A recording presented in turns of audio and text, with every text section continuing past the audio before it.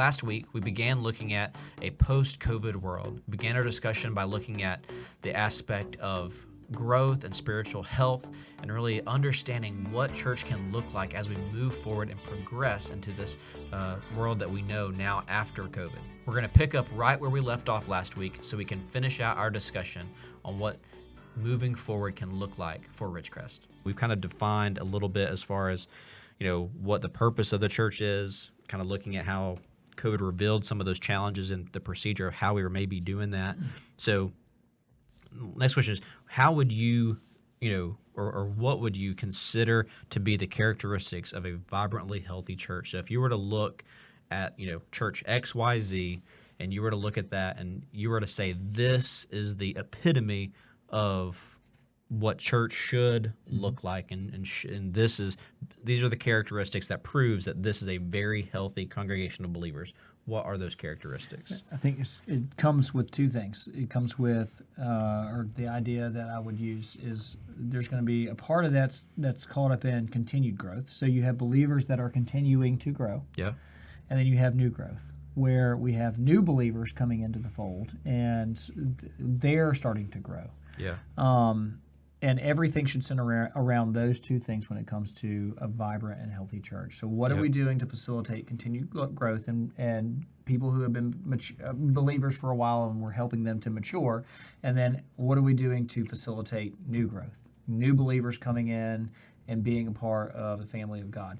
And what that doesn't mean is that there's another section that's like, well, we want to add in a bunch of people that, I'll be careful here.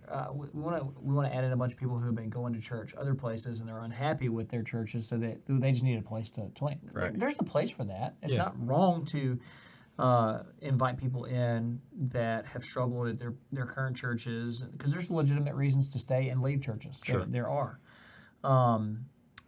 But if everything that we do is centered around, or no, hopefully nobody's goal is to just swap sheep. But if most of what we do is about, okay, what can we do to help other people who were at a church at church Y fit in here at church X? Yeah.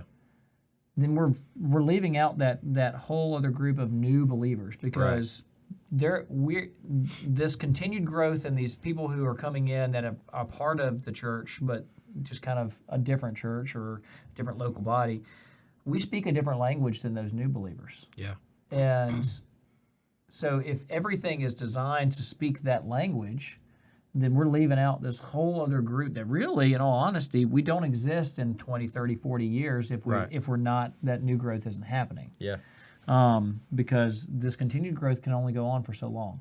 And then we leave and we're in eternity with Jesus. Yeah.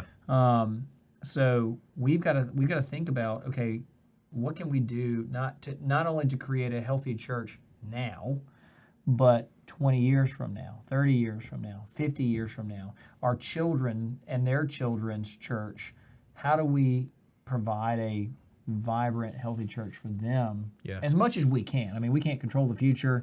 That's right. A lot of this is going to rest on the shoulders of leaders in the future, but we're also developing some of those leaders. That's right. So, like, how does that work? And the picture that I always think of when it comes to a vibrant, healthy church is always Acts chapter 2. I'm going to read verses 42 through 47, and just the beauty of this passage, and there's some things I think we can take out of it that are important, but it says they devoted themselves to the apostles' teaching. So a big part of that has to do with the continued growth, I think, is we take the scriptures, we open them, and we understand them. Yeah. We can do that in a large setting. We can do that in small groups. The fellowship, that's community. Yeah. This bonding together of one another. The way Crouch and Andy Crouch is one of the podcasts that we listen to, and Colin Hansen talked about it, was this idea of strong and weak ties. So what we do in fellowship is we take these strong ties, these things that we have, these close relationships with people. We need these relationships, and what we do is we take these folks with weak ties, people that we kind of see every now and then that we miss when they're gone, but we don't necessarily need that interaction every single week. If we miss it once or twice, it's okay. But we take these folks that are in those weak ties and we bring them into groups that have strong ties and make them a part of those strong ties and build those bonds even closer and strengthen those ties. That's what fellowship looks like. To the breaking of bread, okay, that sounds like eating in each other's homes, being a part of each other's lives, that daily routine of life, and prayers. Okay, the only way you can pray for people is if you're close with them and you have an intimate relationship with them. Verse 43, and all came upon every soul, and many wonders and signs were being done through the apostles. And all who believed were together and had all things in common. Okay, again, this goes back to this idea of being together, this embodied fellowship of believers, and sharing these things in common. Now, I'm not saying that we need to become like a bunch of communists. I think that's not really what this passage has been used for that before. Yeah, you're right. But I don't think that's really the point here. It's this idea that we're a generous community who looks out for the needs of one another, those sorts of things. Which, by the way, I think Ridgecrest is really good at. Sure. That's one of the most encouraging parts of this last year is to see how generous we have been in loving each other in that way, and it's been so good. Verse 45, and they were selling their possessions, belongings, and distributing the proceeds to all as any had need. And then there's this next part that really just always gets my attention. And day by day, attending the temple together and breaking bread in their homes. There's this day-by-day aspect of a vibrant, healthy church. It's not something that happens once a week and then we forget about it until the next week, or even something that happens twice a week where we have, because that's been the South's schedule for years. We have Sunday and Wednesday, and even sports have recognized this, and they don't schedule things on Wednesdays. That's kind of changing. Right. They don't schedule things on Sunday mornings. That's kind of changing. And so there's certainly a day-by-day aspect of that Sunday, Wednesday routine, but I think that it can be even more fleshed out in this idea of like, these are my people. Like, this is who I spend time with. This is where I spend my energy, my effort, my resources with these people. And so there's this day-by-day aspect of a vibrant, healthy church. There is the gathering together. There is the breaking the bread in their homes. And it says they received their food with glad and generous hearts, praising God and having favor with all the people. And then here's this new growth part. And the Lord added to their number day by day those who were being saved. Yeah. And again, that day by day, when people see that what we believe, our purpose, affects our procedures, our schedule, the way we plan our life, it affects every part of our life. It's not just like we're adding church on to the rest of our schedule. We are scheduling our life around this community of believers. When we start to, when the world around us starts to see that, they'll take seriously when we talk about it. Yeah. And they'll be like, okay, I know you guys are legit because you've changed the way you schedule your life to focus on this particular thing. Yeah. And I think that's the steps toward a vibrant, healthy church community. Now, how we do that, I think we can be super flexible in how we do that. I think that gets into the procedures. We can do that in a bunch of different ways. There can be a virtual component to it. There can be in-person components to it. It can be here. It can be away from the building. It can be done in so many different ways, and it can be done well in so many different ways. And we, as the people of God, need to figure out how it is that we can focus not just on this continuing growth, but also this new growth, and finding these people that don't know Jesus and inviting them into this community that's vibrant and healthy. Yeah. That they'll want to be a part of if they see us do it right. Right. I think, when you think about that and you think about the church being, described in that way, there are so many procedural things, I think, that have gotten in the way of that over the past, decades, and you've seen, and I think that's part of the reason why you see kind of the unhealthy state of many churches, as far as that spiritual development goes. And, we have, we do need to, you mentioned the aspect of continued growth and then that outreach growth. And I think, you've got to figure out a way to have both of those. Yeah. And It's possible to have both. You don't have to choose.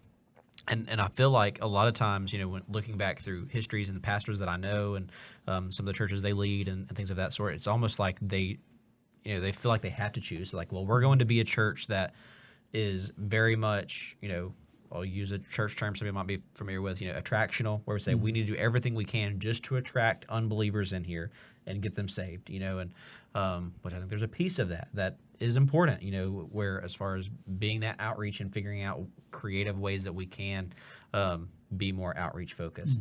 But it's like I've either got to go over there or I've got to go over here where we're going to do things in a very specific, very certain way where we're going to help our people grow and develop and mature as believers and be fed, and they're going to mature in their faith.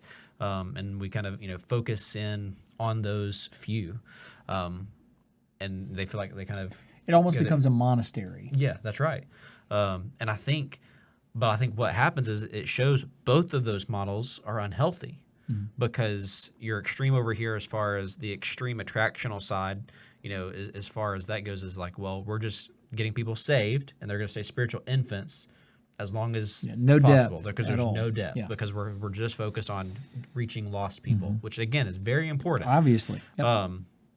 But then you have the other side of it is like we're just going to deal with spiritual children and young adults and help them grow in their faith, but we're never going to see new growth, and that is unhealthy because truth of the matter is even though you say you're wanting them to mature, truth of the matter is they're not maturing to the point of spiritual parenthood where they're outreach and going out and getting new believers and helping them see the gospel. They're just kind of hanging out in that spiritual child and young adult, and so they're only getting to a certain place, even though that is that group's particular focus. And so you have these two extremes that are weaknesses, but I think when you bring both of them together, that's when we can see spiritual growth truly happen, where you see someone go from lost to infant to child to young adult and then become a parent, spiritual parent we're talking here, and be able to start reaching out and ministering and bringing new individuals in and things like that. And you have this kind of continual process.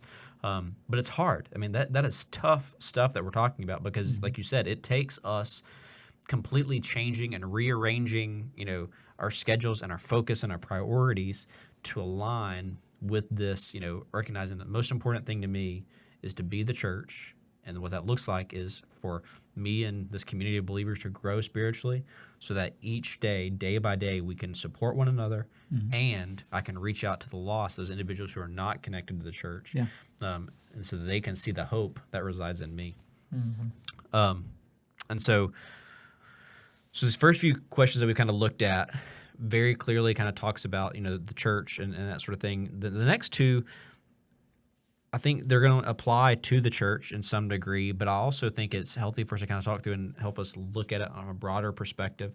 I mentioned Mark Cuban's quote earlier, you don't live in the world that you were born into, and this idea of everything's constantly changing. Everything, is fluid in that regard. So I think COVID pandemic kind of expedited that and really forced some change. And you're starting to hear there are some businesses that they will never have a 5-day work week again as far as in office because they've realized now that, hey, my employees can work from home and it's a lot cheaper for them to work from home. That's right. And so you have that.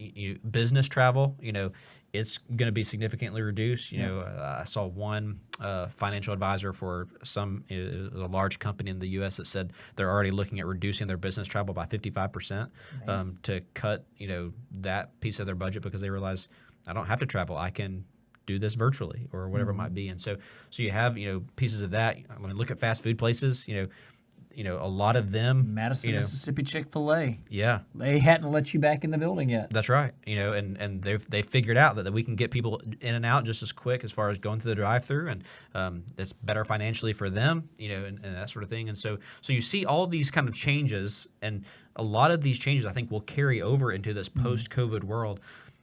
But there are some of those changes that we might miss, and we might, we're going to walk through this process of loss. If if I really enjoyed going to a particular restaurant and sitting down, and that was something, Chick-fil-A has a playground, and so, it's one of those things where I love going and sitting down. Maverick can go inside the playground and play, and I have, fond memories of that. And now, not saying I have no idea, but say Chick-fil-A ends up saying, no, we're going to go to strictly drive-through only. That actually used to be a model of theirs 20 years ago. Yeah. They had drive-through only stores. But say they're going to go that route again and say we're only going to do drive-through only, that's going to hurt, some individuals who might have very fond memories of going in, sitting down, and letting their child play on the playground and those types of things. And that's going to feel like, that's going to be a loss. Then I'm going to have these attached memories, whether it be, workplace. Some individual who now has to work from home really misses that aspect of going into the office and seeing coworkers and things like that. Or, even within the church, as we start talking about some of the procedure type things that we found maybe are, that need to change with this new post-COVID world, so that we can be spiritually healthy. Some of those things are things that really benefited us in that time of period, something that maybe I really attached myself to, I really enjoyed, have very fond memories of, whatever it might be. And now all of a sudden post-COVID, it's like I've lost that, or, not necessarily today, but maybe in the coming year or 2 years, realizing that, well, I'm going to lose something. How can someone prepare themselves for loss? And again, this isn't just church related. This is, overall kind of, look at the psychological aspect of it, because again, I think COVID introduced loss, and I think we'll only continue to see more loss as kind of a fallout, as far as some things that will be permanently changed. Yeah. There's a lot to be said about how to prepare for loss. I think there's probably a couple things, but all of it can be summed up in the word honesty. One, we have to be honest about the way things were. We all have a tendency to idealize the past and think of the best parts of those. Right. So like thinking back to Chick-fil-A and being able to go into Chick-fil-A. We forget about those Tuesday nights where it's kids' night, kids eat free, and the insanity of that building when you would walk into it and you'd be like, why did I do this to myself? Like, yeah. But we forget about that. Yeah. We remember all the, this was such a nice thing for our family to be able to do. And it was, you remember those times where it was quiet, where it wasn't overly busy in there, those sorts of things, right? And so we have a tendency to idealize things that happened in the past and think, well, this was really better. Yeah. No. We need to be honest about those sorts of things. Yeah. There are some things that probably were better, and there are other things about those things that were probably bad. And the places where we can be really honest about those things, that's where growth happens. All right? So that's part of it. I think we have to be honest about the present. There are probably some things that we are experiencing now that, if we were honest, we would choose not to do. But if we try to pretend like those things aren't happening, in reality, all that's going to lead to is a lot of frustration. Yeah. And I think we see a lot of that. I think that's where a lot of people are right now, is they want to pretend, not pretend, they want COVID to be over. But it's not getting over with fast enough. And so that has manifested itself in all kinds of frustration. I was at Disney, and you sent me a link to an article, and you were like, I thought you weren't going to get in trouble while you were down there. It was a story about a 53-year-old man who got so upset with a Disney employee who was just doing their job. And Disney has made choices about how they want to proceed with COVID. Their employees are trying to carry out the vision of the company. Person asked him to put his mask back on, and he decided that he didn't want to do that anymore, and he spit on this person. Then he tried to get them to the park the next day, and they had a bolo out on him, and they were like, that guy isn't getting in. Yeah. That guy's struggling to be honest about where we are in the world right now. Yeah. And then we need to be honest about our future. And what that means is it's okay to say, I don't know what the future is going to be. Right. I don't know everything about what a post-COVID world will look like. And I know that it's going to be different. I think that's an important part of the honesty aspect. Yeah. I know that it's going to be different. There are going to be differences between what we did before COVID and what we do after COVID. There will be differences. I think we have to be okay with some of those differences. I think others we probably need to use wisdom and push back in areas where we're like, no, we don't have to change this. This is not necessarily something that has to change.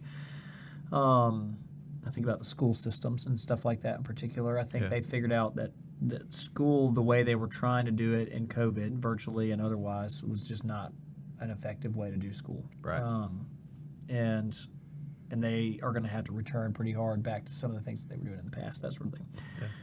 So I think honesty is a huge part of it. And that's true of any kind of loss. So like, if you have friends or family members that are dealing with significant illness, it's not beneficial for you to pretend like they're fine.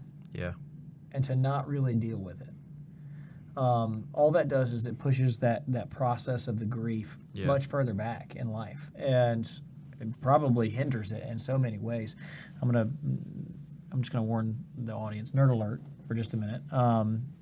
You and I talked a lot about WandaVision. Mm-hmm. That's a show on Disney Plus for those who have no idea what I'm talking about right now. But it's a show all about loss, like how somebody dealt with loss. Yeah. And the problem throughout most of the show is the main character Wanda did not want to be honest about what was going on in her life. And then when she finally got to a point where she was willing to be honest about the world that she was living in, she found growth and healing. I think that's what we have to do in order to be able to process the things that we've lost, the things that are going to be different, the things that won't be the same moving forward.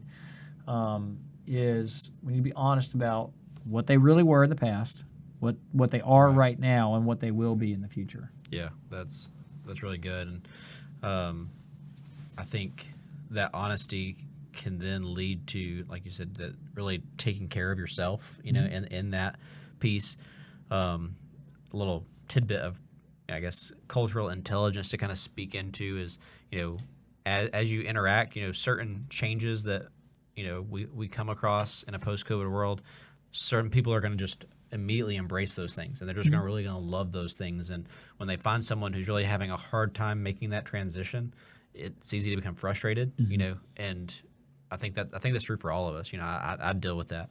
I think what's important to remember in that is that just because you as an individual maybe don't experience this as some significant loss doesn't mean another person doesn't.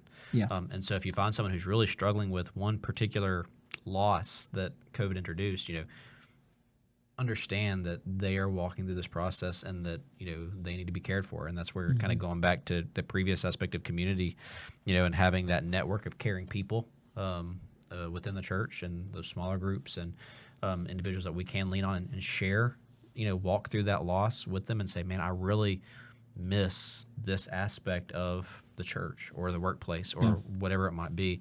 I really miss that, but having that group of individuals that that you can share that with and that you're not going to be ridiculed or criticized is so important.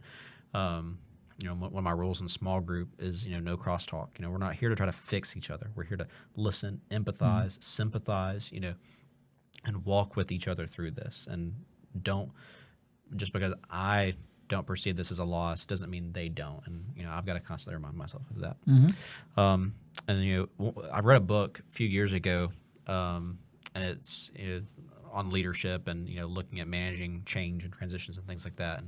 And one of the things that really was revealed to me through reading that book was this idea of grief. Having an undergrad in psychology and counseling, learned about grief and the stages of grief and things like that. But I always just immediately kind of coupled that with the loss of a loved one or something like that. But what we don't realize is that any loss, we go through that grief process, and so even if it's just, again, something that I might view as, well, that's minimal. Why would someone be grieving over that? We do, because we all have different emotional attachments to different things. So the question is, how can someone maybe identify that they are going through that grief process? Yeah. One thing that I've always kind of used in counseling is, certain stages of the grief process. And when you first hear them, it's this idea of like, oh, that's unhealthy. Why would they be going through that, or why would they be doing that? And the encouragement I always say is, each particular stage of the grief process isn't in and of itself unhealthy. It's unhealthy if we stop progressing through those stages. So if someone finds themselves, they're really struggling with something that they have lost during COVID, or in the coming weeks find that they lose something in this kind of post-COVID world, how can they identify, that they're walking through that grief process and kind of know that they're doing that in a healthy way?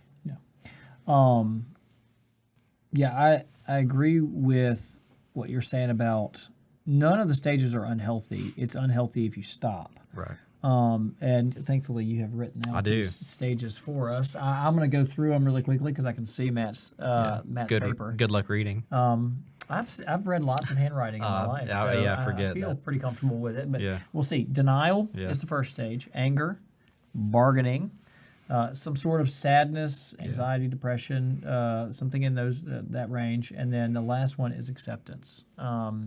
And acceptance means that I have decided that I'm okay with the outcome. Not that it's good, right? But that I understand it. Yes. And I realize that this is what life is. Yeah. So if you hear those: denial, anger, bargaining, sadness, and acceptance, you probably can picture different points along the way throughout COVID where you've experienced these different things. Sure. I know that has been the case for me. Yeah. And there were parts of the thing where I was like, this is not a big deal. I just need to pretend like everything's fine. And there was that denial part of, I think, so like that article that we first read that had to do with the Ice Age, the early projection was, for him, was 12 to 18 months was how long this was going to affect us at the minimum. I think I remember reading that and thinking to myself, wow, that's unbelievable.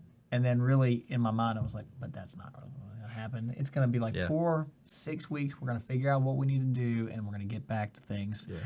And that was kind of our discussion was, here are some projections. People are saying they're expecting this thing to be 12 to 18 months. Right. And we kind of said, like, well, we don't think it's going to be that. What if it is? And at least try to start that conversation. We tried to, but it's... Yeah.